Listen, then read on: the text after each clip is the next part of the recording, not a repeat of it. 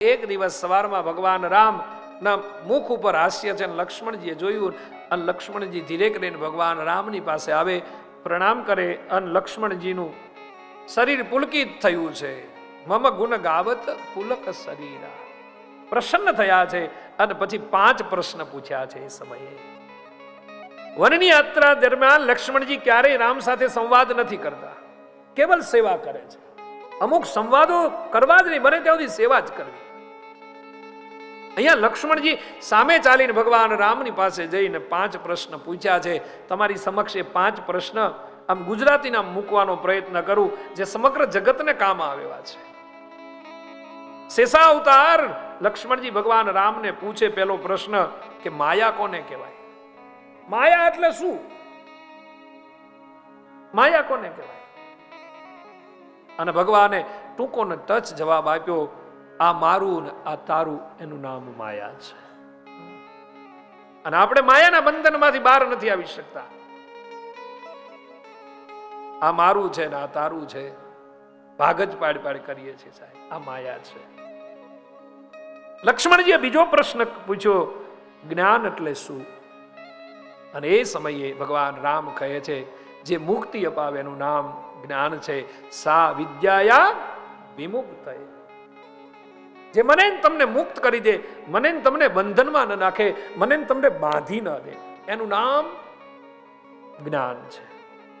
ધર્મ પણ બાંધવો ન જોઈએ, સાધુ પણ કોઈને બાંધી ન શકે. હા, શિષ્યત્વ અર્પણ કરી શકે, ગુરુત્વ ધારણ કરી શકે, પણ બંધનમાં ન નાખે બાપુ ક્યારે. અને આપણે પણ હું આ બનાસની ભૂમિમાં અને આ નવા જિલ્લા થરાદની ભૂમિમાં આવ્યો છું, ત્યારે આપને વિનંતી સાથે કહું છું કે કઈ બંધાવું નહીં સાહેબ. મારા બાપા, બંધાવું હોય તો ઈશ્વરના તાતણે બંધાઈ જવું, ઈશ્વરના નામથી સાહેબ બંધાઈ જવું. જ્યાં ત્યાં જેની તેમની પગમાં પડવું નહીં સાહેબ. કલિયુગ છે, ક્યારે કે ખબર નહીં ક્યારે કોણ કોનો નાસ્તો કરી જાય મારા બાપ, કઈ નક્કી જ નથી. પેલા જાણવા, પેલા માણવા, પેલા એની સાથે સંવાદ કરવા, એને ઓળખવાનો પ્રયત્ન કરવો, પછી એના ચરણે પડવું. આપણે ત્યાં ચરણની અવશ્ય બહુ કિંમત છે, બહુ મોટી કિંમત છે. ચરણ પૂજાય છે, પણ આચરણ વાળા ચરણ પૂજાય છે. જે ચરણમાં આચરણ ન હોય એ ચરણની કોઈ કિંમત નથી. ભગવાન રામ અને સીતાજી એક દિવસ ચિત્રકૂટમાં બેઠા હતા, અને એવા સમયે સંવાદ થયો. બંને પતિ પત્ની છે, લક્ષ્મણજી ફળ ફૂલ લેવા ગયા છે, અને પછી ભગવાન રામ બેઠા હતા. એટલે જાનકીજીએ આમ થોડું હાસ્ય સાથે મજાકમાં સીતાજીએ રામને કીધું કે તમારા ચરણ કરતા મારા ચરણ સુંદર છે. એટલે રામજીએ કીધું કે નહીં નહીં સીતાજી, મારા ચરણ સુંદર છે, તમે જુઓ બરાબર, તમારા પગ જુઓ અને મારા પગ જુઓ, મારા પગ સુંદર છે. અને બંને આમ થોડો થોડો આમ સંવાદ ચાલતો હતો. સીતાજી કે મારા ચરણ સુંદર છે, અને રામ કે મારા ચરણ સુંદર છે. ને એમાં લક્ષ્મણજી આવ્યા. એટલે ભગવાન રામે જાનકીજીને કીધું, ઉભા રહો દેવીજી, તમારે નક્કી નથી કરવાનું અને મારે નક્કી નથી કરવાનું, લક્ષ્મણ નક્કી કરશે. એટલે લક્ષ્મણજીને નજીક બોલાવ્યા, અને ભગવાન રામે કીધું કે લક્ષ્મણજી કહા, તમારે એક રસ્તો કાઢી આપવાનો છે. શું પ્રભુ? તો કે મારા અને જાનકી વચ્ચે એક સંવાદ ચાલે છે, આમ મીઠો ઝઘડો ચાલે છે. અમે બે આમ સંવાદ તર્ક વિતર્ક કરીએ છીએ. અમારો પ્રશ્ન એ છે, જાનકીજી એમ કહે છે કે મારા પગ સુંદર છે, હું એમ કહું છું કે મારા પગ સુંદર છે, આપ જ કહો ને કોના પગ સુંદર છે. એટલે લક્ષ્મણજીએ કીધું કે તમારા બે વચ્ચે મને રહેવા દો ને, હા તમે મને રહેવા દો. અને આ પતિ પત્નીના 2 જણનું કાંઈ કોઈ ને કોઈ પડવું જ નહીં સાહેબ. આમાં કાંઈ પડવું જ નહીં, કારણ કે આપણે સમજાવવા જઈએ ને આપણી યારે વેર થઈ જાય ને એ હાજે હંપી જાય પાછા બે સાહેબ. તકલીફ એ સમજી જાય અને આપણે સાઈડ થઈ જઈએ. એટલે બહુ પડવું નહીં બાપા, જીવવા દેવા સાહેબ. અને લક્ષ્મણજી કહે કે પ્રભુ પ્રભુ મને છોડો, રહેવા દો. કે નહીં નહીં નહીં, કોને? પણ પ્રભુ તમારું કહું તો જાનકીજીને ખોટું લાગે, ને જાનકીજીના કહું તો એકને તો ખોટું લાગશે જ. એને કહેતા મને દાસને શું કરવા હેરાન કરો છો? કે નહીં, અમને ખોટું નહીં લાગે, જે કહેશો એ અમે સ્વીકારી લેશું. કે સ્વીકારશો ને? હા, જરાય કોઈને ખોટું નહીં લાગે? ના, કહો. અને પછી ધીરે કરીને લક્ષ્મણજી કીધું કે પ્રભુ માફ કરજો, જાનકીજીના ચરણ સુંદર છે. ત્યાં તો જાનકીજી જઈને ઉભા થઈને આમ નાચવા લાગ્યા, આનંદ કરવા લાગ્યા, અને આમ આટલા હાસ્ય સાથે આમ કૂદવા લાગ્યા. ત્યાં પાછું લક્ષ્મણજી ધીરે કરીને કીધું કે માં નાચવાની જરૂર નથી, બેસી જાઓ બેસી જાઓ બેસી જાઓ. કે કેમ? કે તમારા ચરણ સુંદર જરૂર છે, પણ મારા રામના ચરણ આચરણ વાળા છે. ઈ પૂજાય છે તો તમારા ચરણ પૂજાય છે, બાકી જગતમાં તમારા ચરણની કોઈ કિંમત નથી સાહેબ. રામના ચરણ પૂજાય છે માટે તમે પૂજાઓ છો. તમારા ચરણ સુંદર જરૂર છે, પણ મારા રામના ચરણ તો આચરણ વાળા છે, ધર્મ પુરુષ છે, મર્યાદા પુરુષોત્તમ છે. એટલે રામના ચરણ જગતમાં પૂજાયા છે માટે તમને જગત પૂજે છે. અહીંયા રામને પણ પ્રસન્ન કર્યા, જાનકીને. એટલે આવું મધ્યમ માર્ગ કાઢતા આવડતું હોય તો પડવું સાહેબ. ના કરે આમ ખોટે ખોટું બાયો. ઘણા લોકો તો સમાધાન કરવા જાય, બજાડવા જાય, એ જ ખબર નથી પડતી સાહેબ. ના ઝઘડતા હોય તો બાપુ ઝઘડે.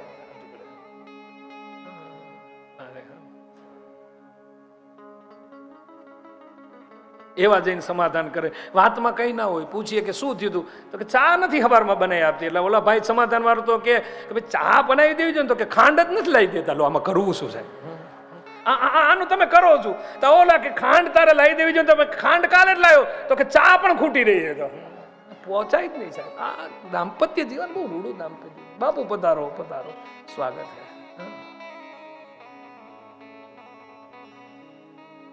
તો જ્ઞાન એટલે શું? બીજો પ્રશ્ન પૂછ્યો ને એ સમયે મુક્ત બનાવે એ જ્ઞાન, એ લક્ષ્મણજીને ભગવાન રામ ઉત્તર આપે છે. ત્રીજો પ્રશ્ન પૂછ્યો છે કે વૈરાગ્ય કોને કહેવાય? વૈરાગ્ય કોને કહેવાય? બાપુ આપણે બધા કપડા આ બધું એ તો બધું બરાબર છે, સાધુનો એક વેશ છે, પરવેશ છે. કોઈ સાધુ કોઈ મનમાં ના લે, પણ વૈરાગ્ય એટલે શું?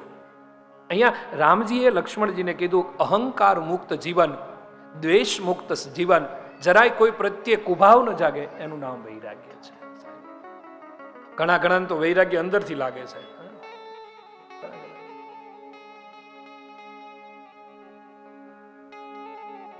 ઘણા કાંઈ કામ ધંધા નથી કરતા ને એ કપડા પહેરી નીકળી પડ્યા છે સાહેબ. સાધુને વંદન, સાધુના વેશને વંદન, પણ વૈરાગ્ય અંદર ભીતરી વૈરાગ્ય હોવો જોઈએ, વસ્ત્રથી નહીં સાહેબ. તો અહંકાર મુક્ત જીવન, એનું નામ વૈરાગ્ય છે. મારા તમારા અંદર અહંકાર ના આવે, મારે તમારી અંદર અભિમાન ના આવે, આનું નામ જ્ઞાન છે. સા વિદ્યાયા વિમુક્ત. ત્રીજો પ્રશ્ન પૂછ્યો વૈરાગ્ય એટલે શું?